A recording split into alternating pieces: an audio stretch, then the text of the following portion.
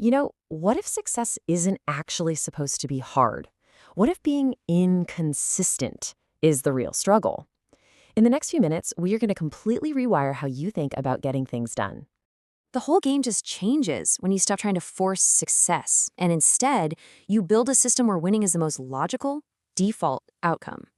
And look, this isn't about finding more willpower, it's about making winning your factory setting. So, what if there was just one little psychological switch that could make every hard habit feel, well, effortless? It's probably something that's been quietly sabotaging your discipline your entire life. Today, we're going to find it and we're going to flip it for good. So, why do we keep falling off track? Why do we procrastinate on the very things we know we should be doing? It's not a character flaw, I promise you. The real reason is hardwired right into your brain. Think about it for a second. Your brain is designed for survival, and that means it is always looking for the path of least resistance, the easy way out. It's like a baby staring at a chocolate lava cake. It has pretty much zero self-control when you offer it immediate gratification. This image, as messy as it is, shows you exactly why leaving yourself too many options is just a recipe for disaster. Okay, so if the problem is escape routes, the solution is pretty simple, right? You just remove them. See, high performers don't necessarily have more discipline. They're just experts at building environments where failing actually takes more effort than succeeding. They build a life with no reverse gear. And the main tool for this is something called a forcing function. It's a really simple, kind of beautiful concept. It's a constraint you design into your own life that just quietly forces you to do the thing you keep putting off. It's how you make consistency automatic. In these four functions, they attack the problem from all different angles. So first, you've got public commitment. That uses social pressure. You announce your goal and suddenly your reputation is on the line. Then there are financial stakes. This one leverages your brain's deep hatred of wasting money. When you pay for that course, I want to do this becomes I have to do this. Third is removing access. This is all about strategic laziness. You make distractions inconvenient and you make your good habits super easy. And finally, time boxing. This pre-makes the decision for your brain. You create a little arena for a specific task, and you leave zero room for negotiation.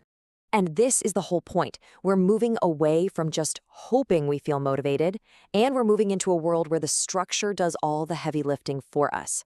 Which brings us right back to that psychological switch I mentioned earlier. Okay, here it is, the big one, the psychological switch. The reason you've struggled with consistency has absolutely nothing to do with your character. It has everything to do with a fundamental lie that we've all been told about willpower. We've all been sold this myth, right? We think that people who are super consistent are somehow just morally stronger. But the truth? Willpower isn't a personality trait at all. It's a finite biological resource. Every single decision you make, every temptation you resist, it drains that battery. And this chart here shows you exactly how it works. You wake up at 8 a.m., you've got a full charge. But after a morning full of decisions, by 1 p.m., you're already at half power. And by 8 p.m., forget about it. You're running on empty. As the chart says, your brain is basically a potato. So how can you possibly rely on a resource that literally vanishes every single day?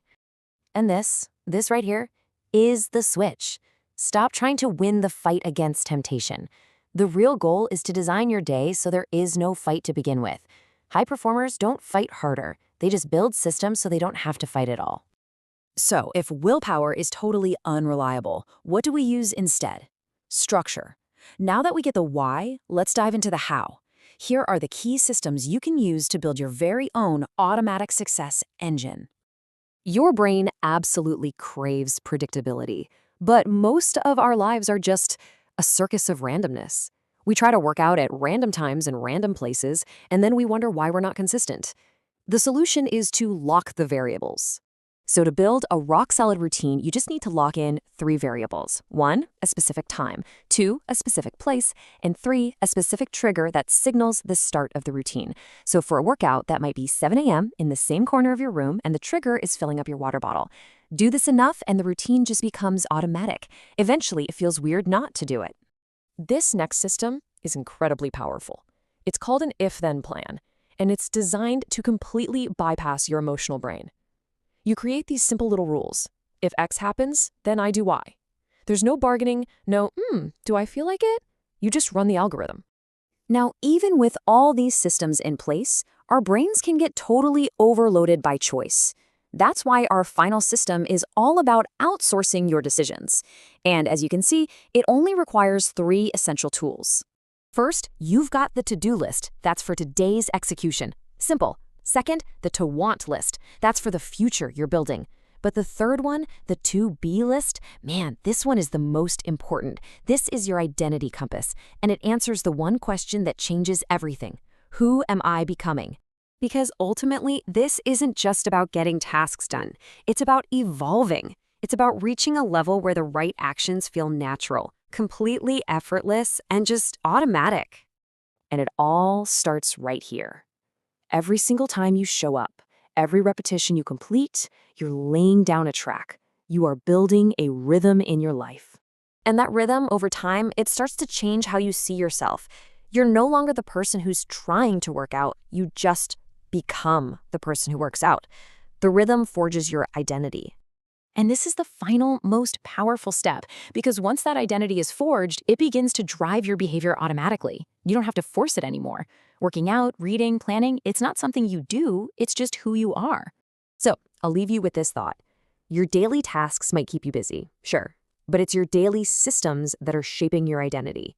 So take a hard look at the systems you're running right now and ask yourself a really serious question. Who are they turning you into?